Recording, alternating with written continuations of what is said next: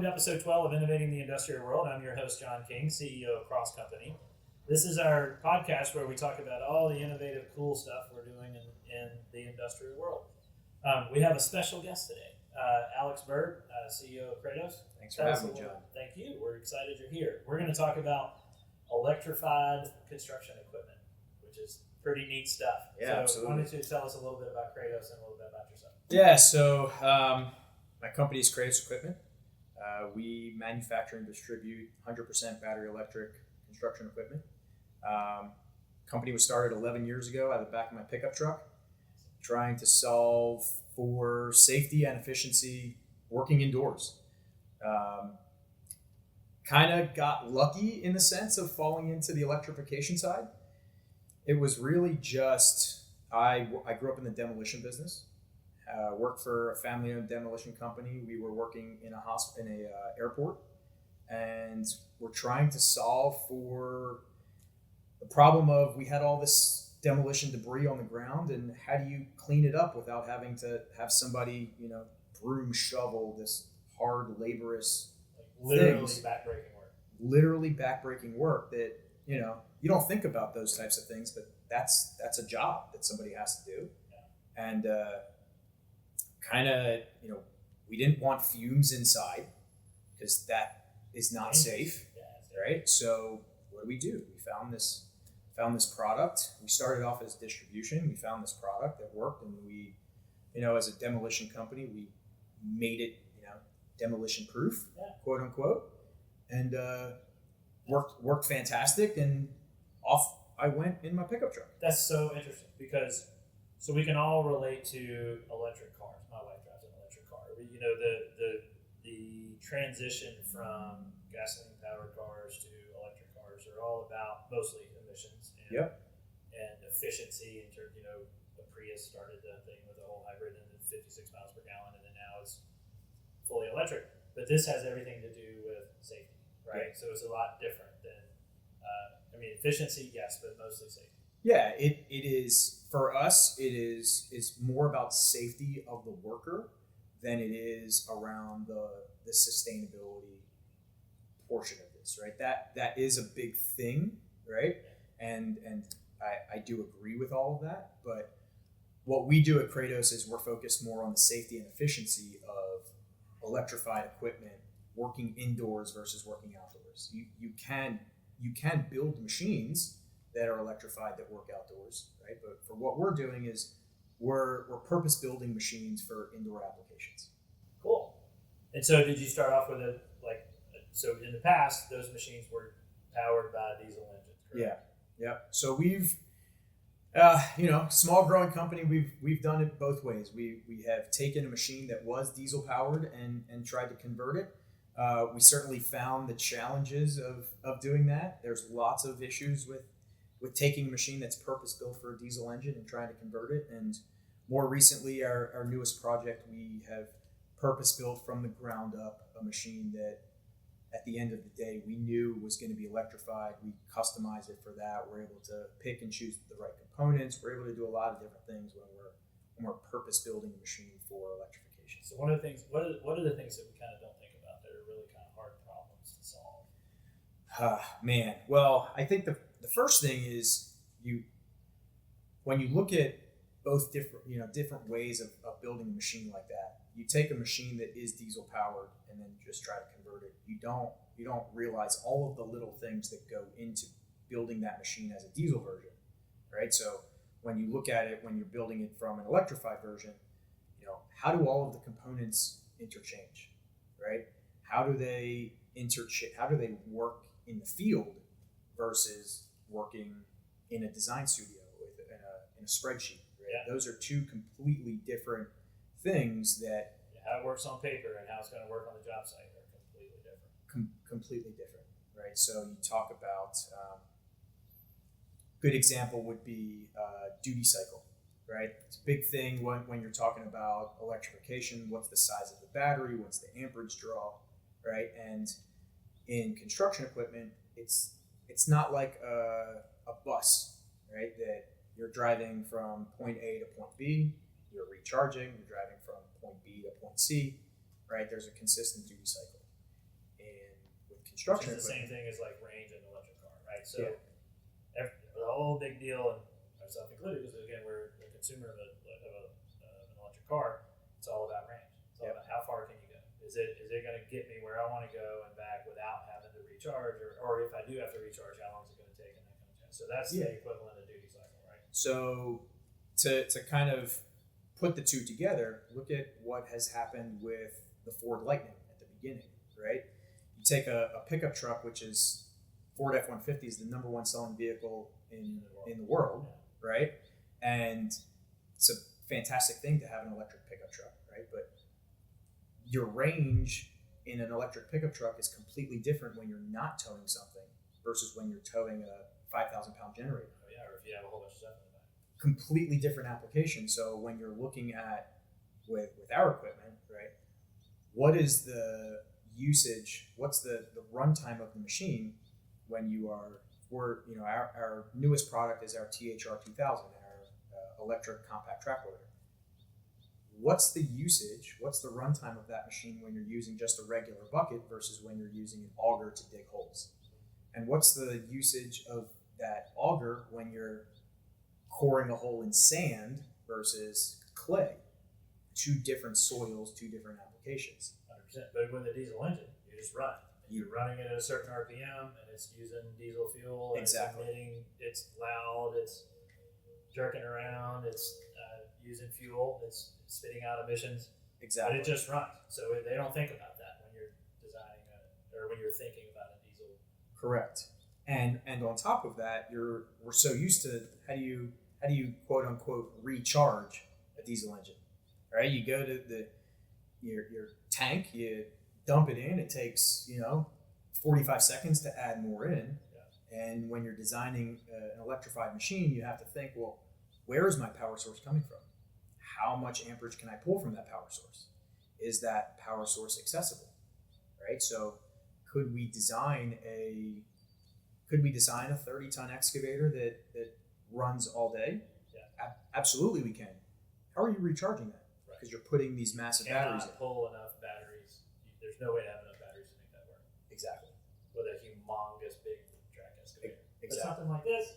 Yeah. And now we can make it much more safe because it's not loud. Correct. It's not emitting any emissions, especially like you mentioned. It's all about, in your case, in our case, which we work together, it's about being indoors. Yeah. Emissions is helpful in terms of the world, yes. Even if there's no question that we're helping people like Kratos be able to supply, be able to design and build all the things that make it move. Yep. And that kind of power unit to make it work. And when you're outside, it's one thing. When you're inside, it's a whole different thing in terms of safety. Absolutely. And so, when you're talking about that duty cycle, what are the things that we have to worry about? What influences that? An auger versus a the different. So for construction equipment, there's all different kinds of attachments, right? So even a machine like this is a kind of a tow behind mini excavator, right? We also have a mini excavator. So our mini excavator, we say on our spec sheet, we say the runtime of that machine is anywhere from 6 to 10 hours, right? What attachment makes it run 6 hours? If you're using a hydraulic hammer or an auger, it makes it run 6 hours. If you're just doing a bucket like this, the amperage draw is much less. You get closer to the 10-hour range. So the different attachments, the different applications, also even the different operators, right? You don't think about those things, but an experienced operator can feel and understand the machine. They know how it works. They're not, to go back to a car, right? Somebody that accelerates really fast and then brakes really fast, you get less miles per gallon, Yeah. right? Somebody that coasts on the highway is going to get, they're understanding the car, they're understanding how it operates. They get a little bit more out of that unit. Yeah, because my wife can go a lot further in her car than I can. Yeah. For that exact same reason. Absolutely. They are the things you don't think about. Yeah. In the case of this machine's a really good example. In the case of the Kratos machine, so we, like you said, you grew up in the demolition business. Yep. We actually grew up in the hydraulics business. Sure. And one of the things that's really interesting that you really don't think about is that something as what you would imagine is inconsequential as the size of the hydraulic lines on this machine. Yep. One of the things we found when we first started putting batteries in electric motors and you could control it was much more quiet. which makes it safer also. We'll talk about that in a second, but makes it much more quiet, much more efficient, no emissions, anything else, you could use it inside. But we weren't getting what you mentioned, the duty cycle, the range. We weren't able to, we're like, hey, this thing needs to work for, I think it was 4 or 6 hours, and we were getting maybe 2.5. And one of the things we found that was the hydraulics were not very efficient. Sure. Because it had a diesel engine, which is loud as can be. Yeah. And it's just pushing a bunch of hydraulic fluid. When we found out, man, if we put a different size hydraulic line, a larger hydraulic line to make it more efficient. Yeah. We actually got 2.5, I think it was over 2 hours longer duty cycle, longer range. Yeah. To be able to use this machine just in changing the hydraulic lines. Yeah. Just in, like you mentioned, designing it from the ground up to be electric. Yep. Kind of interesting problems that we're solving. Yeah, there's all kinds of things that come into play in that case, right? So with our machine, when we started working with Cross, we were running into a couple of issues with our THR that we designed from the ground up, right? So we originally designed that machine with a different battery manufacturer, different motor, and we also designed it with this custom manifold, right? And the idea behind the custom manifold was going to change the speed of the machine from a high speed to a low speed automatically based on the pressure, the internal PSI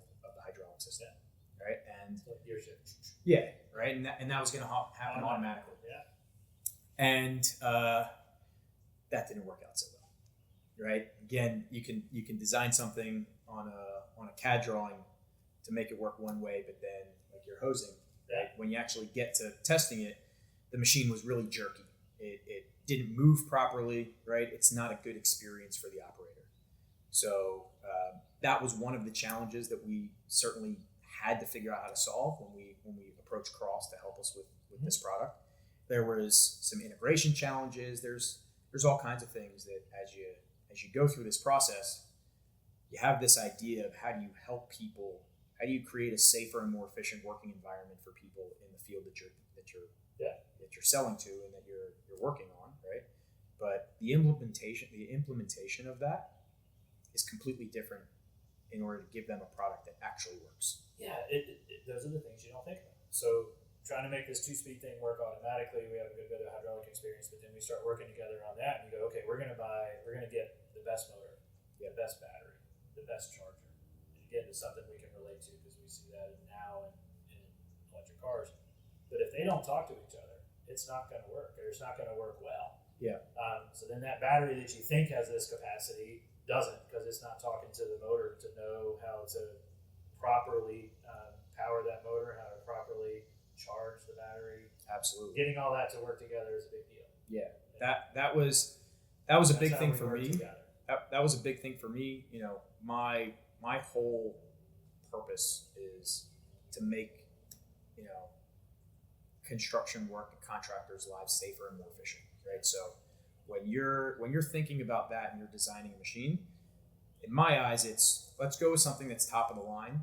All of these things are going to break, right? That's just inherently the business that we're in.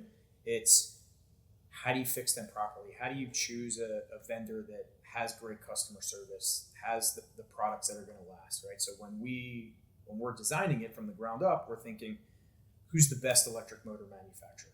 Who's the best hydraulic valve manufacturer? Who's the best charger manufacturer? Who's the best inverter manufacturer? Who's the best battery manufacturer? All of these different components. But then when you take the best of the best, they're not the same company. They all have different engineers, all those things. It's like, how do you get somebody that speaks English, Mandarin, and Farsi all in the same room? Yeah. And then they all have to communicate, right? There's not many people in the world that speak all 3 languages that can all make them And that's what we do. and have a good conversation. Yeah, that's how we work together. It's Exactly. making sure that these things are the components, which are batteries, chargers, motors, valves, control systems, that they're literally all talking together. That's what Cross does.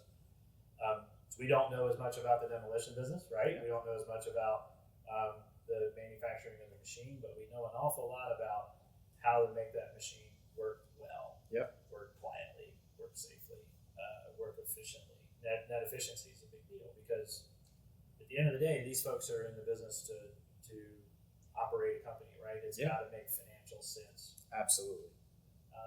which it really, really does. Yeah. When people talk about safety being priceless, people talk about efficiency being incredibly important as we move forward. But there's a return on investment on this, isn't it? It's There. not just all altruistic. 1,000%. It's, I have this joke in our particular industry in construction. Everybody's been doing it for 30 years. Right? It doesn't matter if you're like 40 years old or you're 60 years old. You've been doing it for 30 years. Yeah, right. That's right.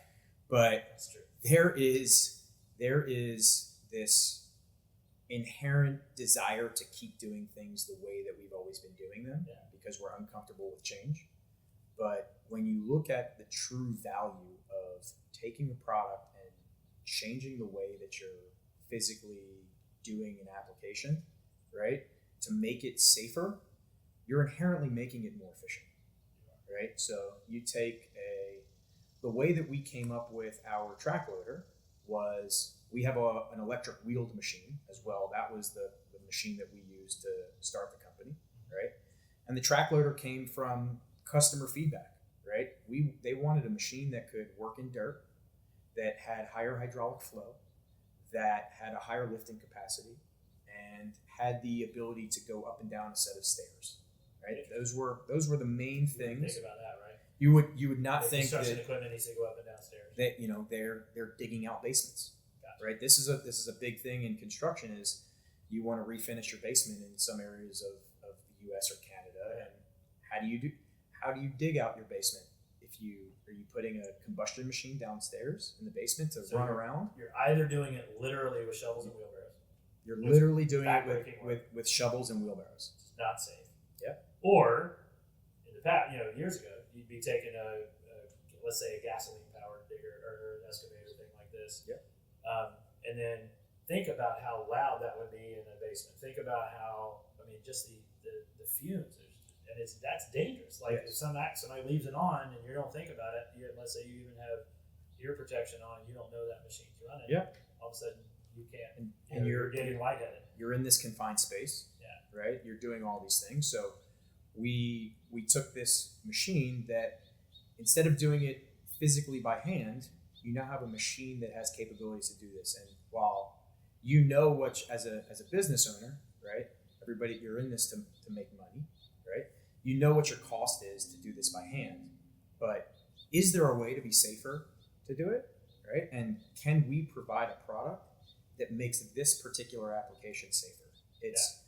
I said earlier, we kind of fell into this whole electrification thing, but it all starts with safety. And safety then turns into efficiency on That's so interesting because we fell into this working together, trying to solve emissions issues where regulations change in certain municipalities, certain states, that kind of thing. You could no longer have a diesel engine. And so people want to have a job site that uses all electric equipment, or mostly because around emissions, which is a really helpful thing to do. We almost fell into the fact that it's significantly safer. Yep. One of the things that people don't even think about safety. Fumes is one thing in a confined space. That there's no question that is the cause of a lot of industrial accidents. There's something else that you really don't think of is to be able to talk to somebody. Absolutely. When it's loud and you're trying to say stop, you're going to hit something, or you're going to break something, or you're going to hit me. Yeah.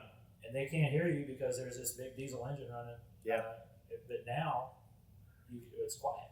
Yep. Now an electric vehicle is incredible. It makes it significantly safer. If we're stopping industrial accidents, we're keeping people can get home at night to their loved ones. Yeah. That's literally it is priceless. But what's interesting is that we were starting off trying to solve an emissions problem and a regulatory issue. Yep. And we find that it's way more safe. I'm like on this kick that I want to say, how you see construction signs that say, caution, men at work? Yeah. I think it'd be great to say, shh, men at work, be quiet. It's interesting. We talk about some of the things that you don't think about when building these machines. We have had people call us and say that the machines are too quiet on job sites. And some of the people that are working around them, they don't even notice that the machine is there. So they're running into issues in that way. So they're not careful because they don't hear it or see they don't hear it, right? So we've had customers that said, can you put an alarm on it, a small beep that beeps anytime that the machine is moving? Because typically you have machines where an alarm beeps every time it's tracking. Kind of like what you would hear a dump truck or something backing up going. Exactly. Yeah. We've had some customers that have said, well, can you guys put an alarm on it whenever it's moving? Yeah. And you have to pick and choose the things that you add to the products. Yeah. It's something that we've talked about internally to say, like, hey, do we really need this? Do we not really need this? We've given customers solutions for them to add onto the machines to do that themselves. Have something visible. Exactly. These things light up. Yeah. Do you want to have rather than something that's sound wise? You're so used to hearing the machine, right? Was actually talking to somebody recently about being in a Tesla, right? And Tesla, it's like a rocket ship. Yeah. Well, if you're in the passenger seat, it does feel like a rocket ship because if you're in a car, you audibly hear the engine first before the car actually physically moves. So you naturally kind of brace for it. In Tesla, there's no other cue that's going to let you know that this thing is going to move. It probably doesn't really accelerate all the time faster than what you would be in a normal car, unless somebody really kind of gives it to the throttle. But under normal circumstances, you don't hear anything, so you just react by going into the back of your seat because you're not preparing for it. So we don't think about the noise, the silence. Those problems that come up that you don't think about when you're trying to solve one issue, something else pops up, and I wouldn't necessarily call it an issue, but it's a good problem to have. It's too quiet. Yeah. Because the other thing around in the construction business, again, they're trying to do well and do good at the same time. Yep. That, you don't want a big diesel engine, or a small diesel engine for that matter, running next to your house at 7 o'clock in the morning. In fact, there's some places where you can't. Absolutely. Homeowners associations and stuff will say, "Oh, you can't work then." But if you have an electric machine, you can work. Yeah. Anytime. There's so many applications that you can use electrification for, right? For our company, our focus is the construction industry.